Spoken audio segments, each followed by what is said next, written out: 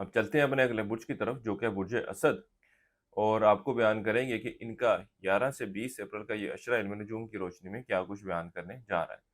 वो अफराद जो 23 जुलाई से 23 अगस्त के अशरे के दौरान पैदा हुए हैं, वो बुर्ज असद के तहत आते हैं। इसके अलावा वो अफराद जिनको अपनी तरीके पैदाइश मालूम ना हो मगर उनका नाम मीम से शुरू होता है, तो वो बुर्ज असद के तहत आते हैं।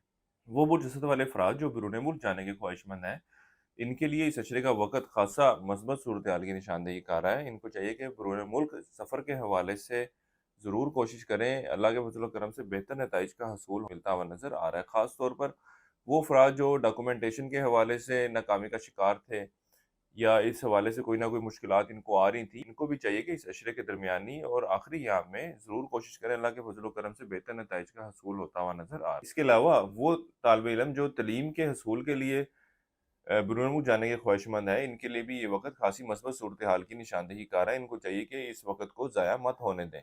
वो बुर्ज असद वाले अफ़राद जो कारोबार के पेशे से वाबस्ता हैं, इस अशरे की 15 से 20 अप्रैल का वक़्त जो है, इनकी कारोबारी सूरत-हाल में मस्बत तब्दीली की तरफ इशारा कर रहा है। यहाँ तक कि वो अफ़राद जो शराकती कारोबार से वाबस्ता हैं, इनके भी कारोबारी मामलात में बेहतरी आती हुई नज़र आ रही है। आपसी कोई रंजिशें पैदा हुई थी, तो अब मामलात जो हैं वो सेटल होते हुए नज़र आती हैं। इसी तरह आप वो जज़्बा वालों को चाहिए कि अपने अखराजात के हवाले से बेहतर प्लानिंग करने की कोशिश करें, क्योंकि इस अशरे के शुरू के अयाम जो हैं आपके माली हवाले से कुछ मुश्किलात की तरफ इशारा करते नज़र आ रहे हैं। इस अशरे की 13 और 14 अप्रैल को कोई बड़ा खर्चा आपके सामने आता हुआ नज़र आ रहा है।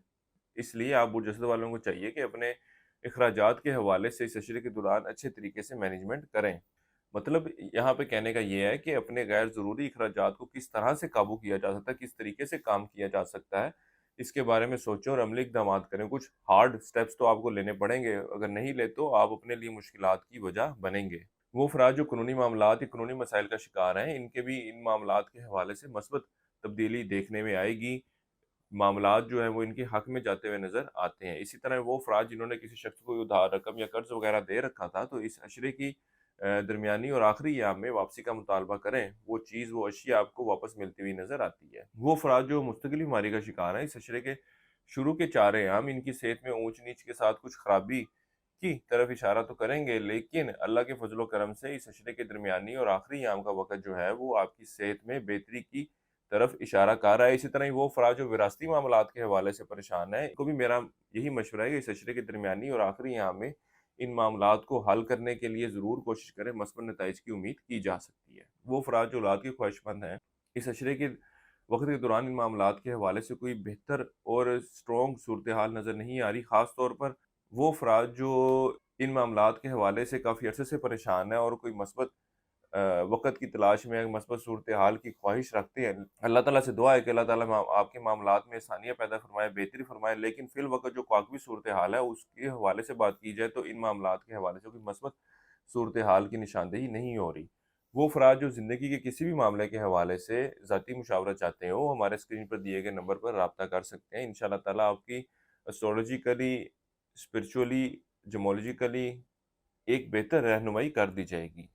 इसी तरह वो अफ़राद जो शादी के ख्वाहिशमंद हैं, इस अशरे के वक़्त के दौरान ये रिश्ते की तलाश के हवाले से कोशिशें करते नज़र आते हैं और कुछ हद तक इनको अपनी ख्वाहिश के मुताबिक रिश्ता भी मिलता हुआ नज़र आता है।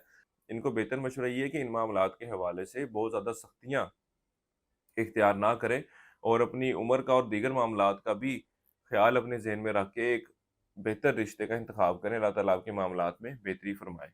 इस अशरे के दरमियानी और आखिरी अय्याम आपके अंदरूनी सफ़र के लिए जाने को ज़ाहिर कर रहे हैं। इसके अलावा इस अशरे के दरमियानी और आखिरी अय्याम में आप अपने घरेलू मामलात की तरफ ख़ासी तवज्जो देते नज़र आ रहे हैं। यहाँ तक कि आप घर की तज़ीनो और आइश और सवारी पर अखराजात भी करते हुए नज़र आते हैं। इस अरसे के लिए एक वज़ीफ़ा आपको बता रहा हूँ, वो है आयतुल कुर्सी का 11 मरतबा आपने पढ़नी है और अपने मामलात में बेहतरी के लिए दुआ करें। इसके अलावा हस्ब तौफ़ीक मिक्स सब्जियों का सदका निकालते रहें। इस अरसे की 7 तारीख आपकी 17 अप्रैल की है। इस अरसे की नहस तारीख आपकी 13 और 14 अप्रैल की है। बुर्जे असद वालों के लिए अब तक इतना ही। अल्लाह हाफ़िज़।